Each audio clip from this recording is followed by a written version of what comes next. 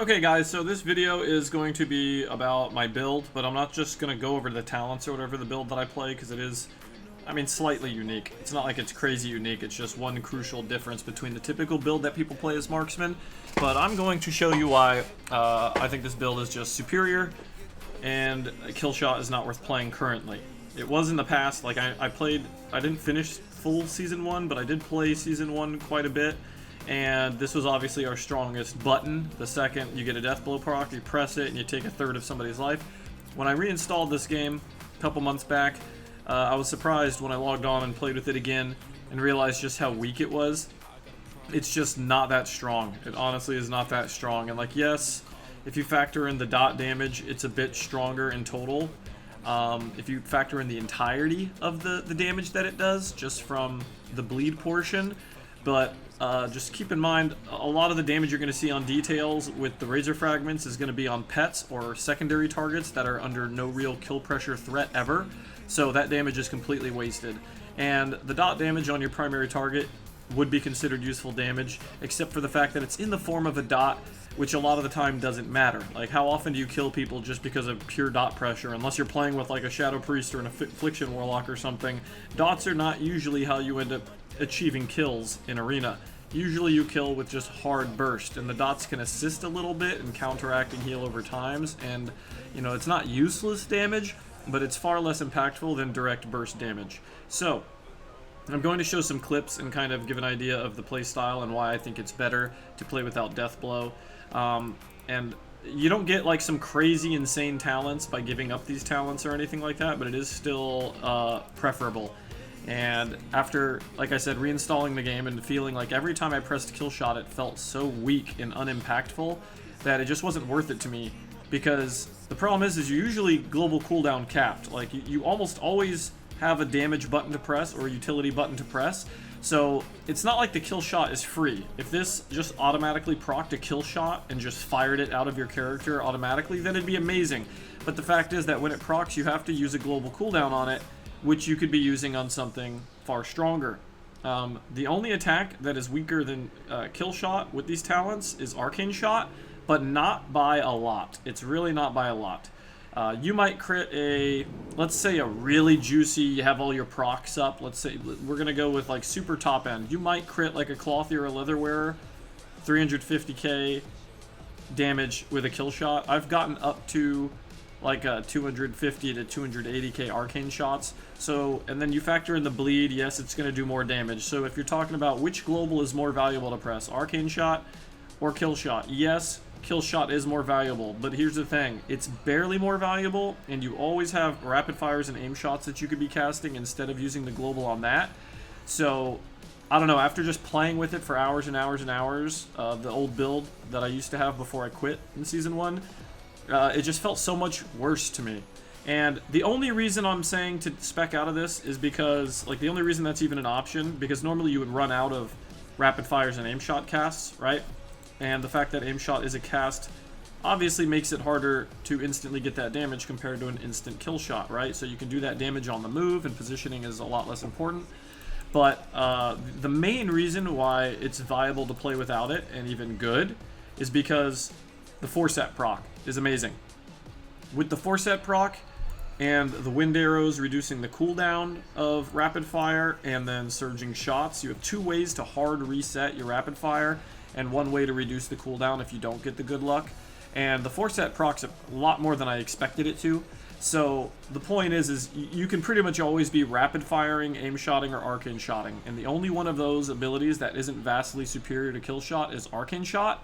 But the thing that makes Arcane Shot worth it is Arcane Shot costs 20 focus, Kill Shot costs 10 focus. And you might think, well, isn't it better if it costs less focus? No, because the more focus you spend, for every 10 focus you spend, you have a 3% chance to proc your 4-set. So an Arcane Shot is twice as likely to reset your rapid fire and give it bonus damage.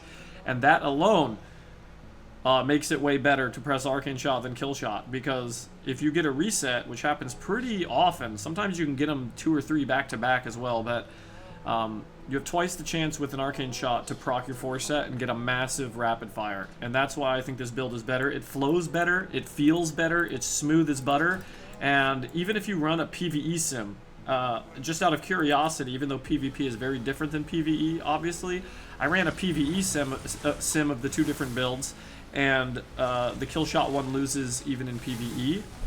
So, but the other thing to factor in is you're not just losing kill shot because it's clunky to squeeze in that extra global when you already have so many globals to use, but since aim shot and rapid fire are substantially more powerful than kill shot, I mean, you might say, well, aim shot alone isn't that much stronger than kill shot, right? But it's not just the direct damage that aim shot does that makes it vastly stronger. What makes aim shot vastly stronger and more valuable to press almost all the time is, well, it gets a lot higher damage if they're above, 70% health.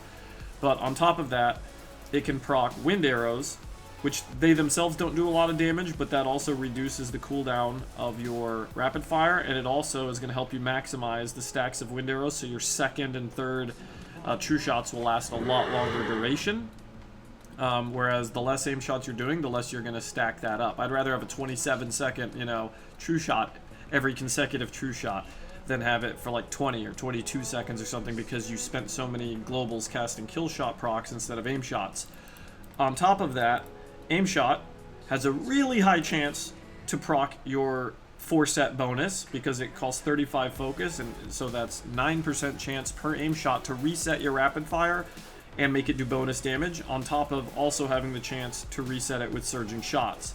And the wind arrows also reduces the cooldown, so if you get a bad luck streak, you're at least going to get that rapid fire up faster. So you pretty much always have a button to press, and rapid fire comes off of cooldown so freaking often now with the 4-set being involved that it's just never worth it to me. It never felt valuable or worth it to even think about this proc. Like, oh, I got a kill shot proc, I'll press it. Every time I pressed it, it was just disappointing, unimpactful, mediocre. I'd rather just arcane shot for a little bit less direct damage, but have a twice the probability to proc, my 4-set and just get a super machine gun rapid fire going. So I'm sure you've seen some of my clips I uploaded already, and if you haven't, I'm going to show more here. But it just has such a clean, smooth flow to the playstyle, and you absolutely pump. So I'm going to show you a bunch of scoreboards at the end of these games, and I'm going to show you how that... I'm doing 100% pure single target. The only AoE ability I have, period, is explosive shot. I don't take volley, so I can't trick shots. I don't take salvo. I don't take the razor fragments where it AoE bleeds and pads the meters. And despite having no extra AoE pad damage, which is usually irrelevant damage anyway, is pure 100% single target, I'm almost always #1 damage in the lobby. Almost always. I had a 7 or 8 minute game, a really dampener game against Shadowplay, Affliction Warlock Shadow Priest. And the Affliction Warlock only outdamaged me by 2 million. It was 48 million versus 46 million. That is a very small difference considering he's a UA lock in a 7-minute game. Like, that's ultimate, that's like a playhouse for an Affliction Warlock. That long of a game with all those targets, including a pet. He's dotting up my pet too. And I still matched his damage doing pure single target. So, this damage... the damage of this build absolutely pumps. I swear, try it. You're not going to miss kill shot. Once you get into the groove of it, you're not going to miss this. And the added bonus is that you get 10% more crit chance on your 2 strongest abilities. So you're not just losing the kill shots, you're gaining higher crit chance on your 2 already stronger abilities. So critting is important. Critting is how you blow people up. You don't usually gear for crit. The stat budget is so high right now that you get a decent amount of crit even without gearing for it. But having an extra 10% makes you crit so much, especially when you have like Unerring Vision stacked. I end up having like 37% crit chance or something, or 40% crit chance when Unerring Vision is stacked. And I don't know, critting is huge. If you're just chain critting with True Shot up and stuff and all your procs and buffs, I mean, I got like a 537k aim shot. Granted, that was with my rogue giving me Tricks of the Trade as well, but I had all of my procs, my Trinket, my Scope, my Venom Steep Stompers proc, and Tricks of the Trade, but it was like a 537k aim shot crit on a Demon Hunter. That's kind of wild, And I don't even know if I had Unerring Vision at the time. I don't even know if I had the bonus crit damage stacked at the time, but yeah, you can get some pretty crazy numbers, so critting is huge. And I highly recommend just trying this. Now I'm going to show you some clips and go through, the play style or whatever. And I've actually never played Hunter the way I'm playing it now. This meta is really weird. If you're playing with a Resto Druid especially, it's a little different if you're playing like with a Disc Priest, you're playing Jungle Cleave or something hyper aggressive like that, where you're trying to like do proper CC chains and end the game as fast as possible with CC. I've been playing weird comps because I haven't had a huge variety of teammates to choose from lately. A lot of my friends that I used to play with are either kind of dodgy lately, or they're all just playing Cataclysm and not interested in retail. So I've been struggling to get reliable teammates to play with. And ironically, the best teammates or the best team in comp that I've played so far is Resto Druid, Assassination Rogue, Marksman Hunter, which is weird because Assassination Rogues usually play comps with like a Moonkin or an Affliction Warlock, and they're just triple dotting all the time. And with a Hunter scattering and trapping off the dots and doing pure single target, it's kind of counterintuitive to how Assassination plays.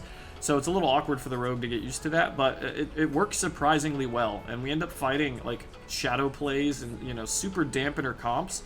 And it's like a 6-7 minute game, and we out-mana them, and I end up being top damage in 90% of the games, at least. I'm top damage 90% of the games with pure single target, which to me is mind-blowing, because Hunter's never been a dampener class, really, you know? Usually we're go in, execute a CC chain, and burst the kill target in a stun type class.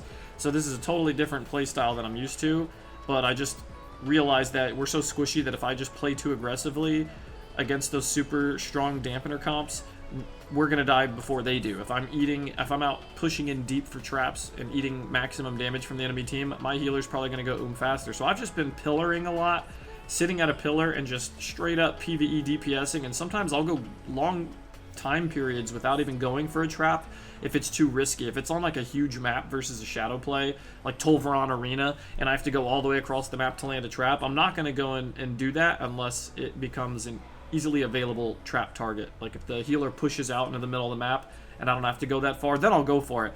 But I'm actually just PvEing people to death and running their healer before my healer goes most of the time. It's a lot of fun, honestly. I don't like dampening games, but it's been a lot of fun. Every time I get True Shot up late in a game and there's a squishy target in there, I just have a chance to solo the squishy target. The amount of times I've soloed a Warlock or a Shadow Priest while my Rogue is on a totally different target is pretty hilarious. It happens a lot. So this build pumps. It's very fun to play. Let me show you some clips and give you the general spiel.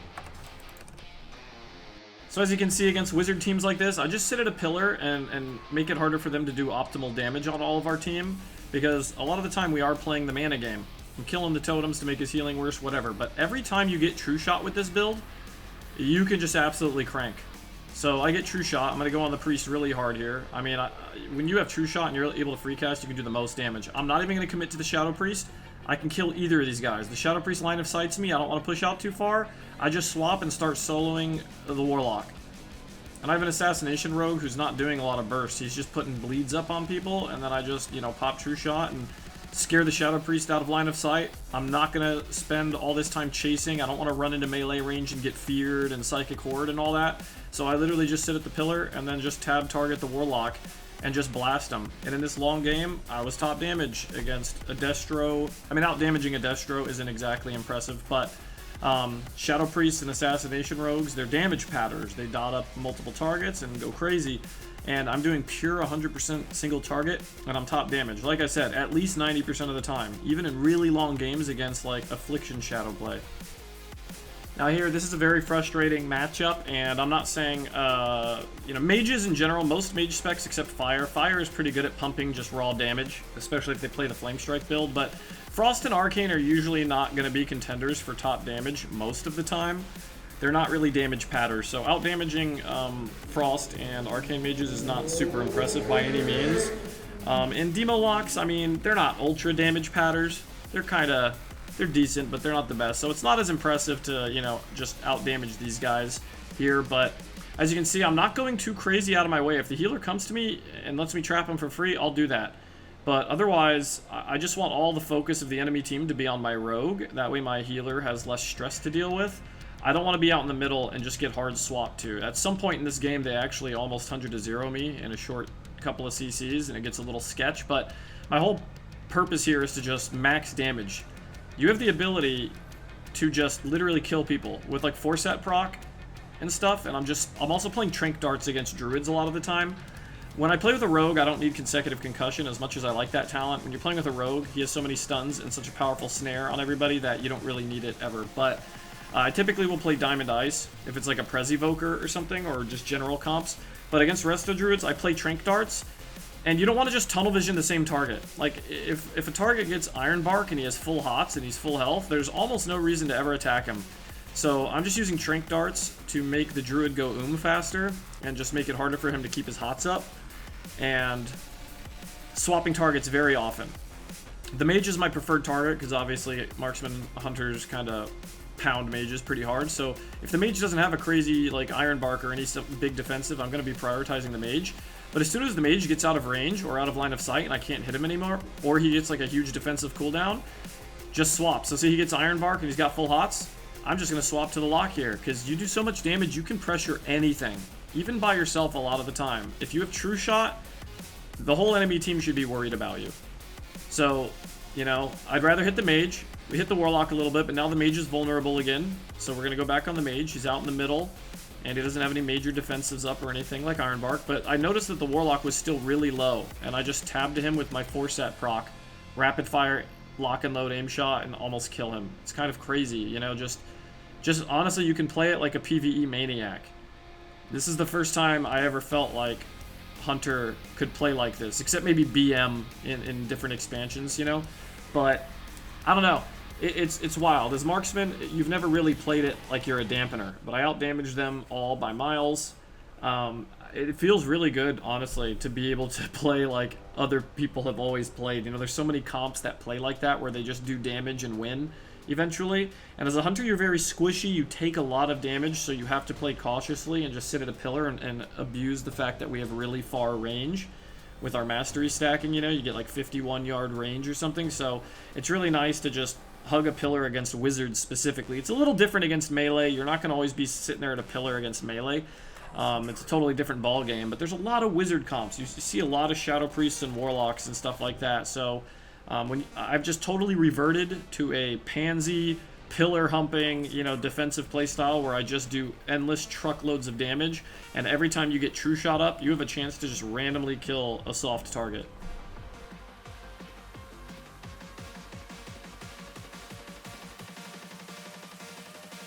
And just the way the meta is now, a lot of games come down to, you know, mana. When it's Resto Druid versus Resto Druid especially, a lot of games come down to mana because healing is just so strong right now. There's not a whole lot of, you know, really fast games. I mean, you can still have games that end in a minute or less if somebody makes a huge mistake or something. We're actually really good with Thug Cleave. We're really good at just 100-0ing rogues. This was actually one of the few games where we didn't just kill the rogue instantly. We kill rogues pretty fast. Marksman absolutely obliterates rogues.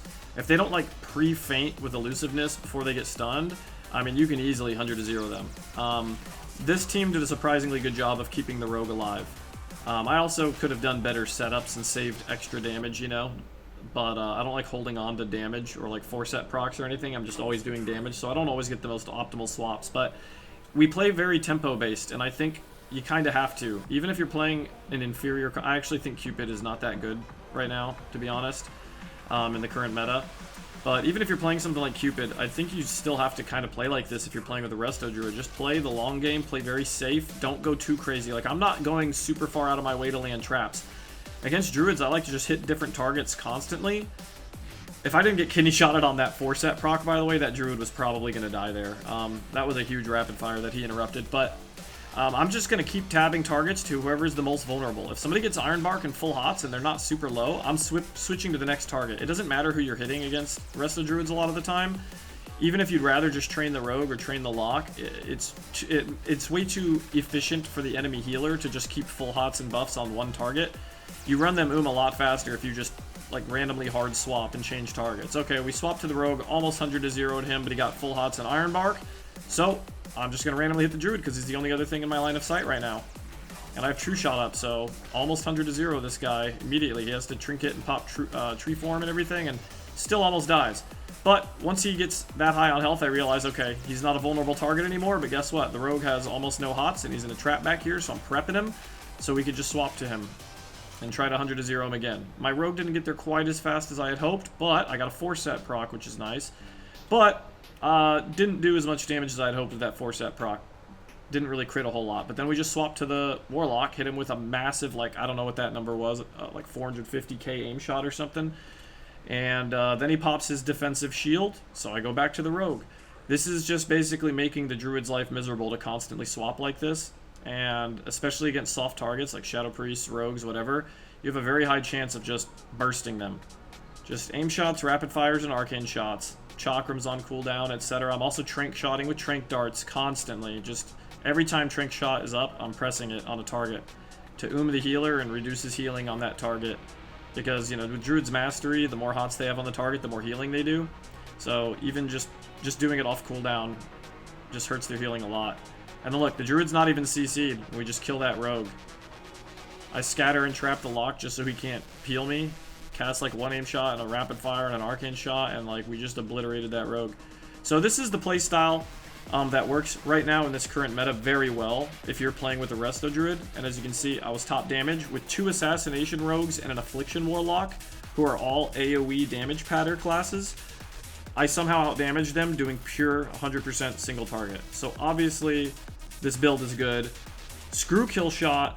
Killshot sucks. Spec out of it and thank me later.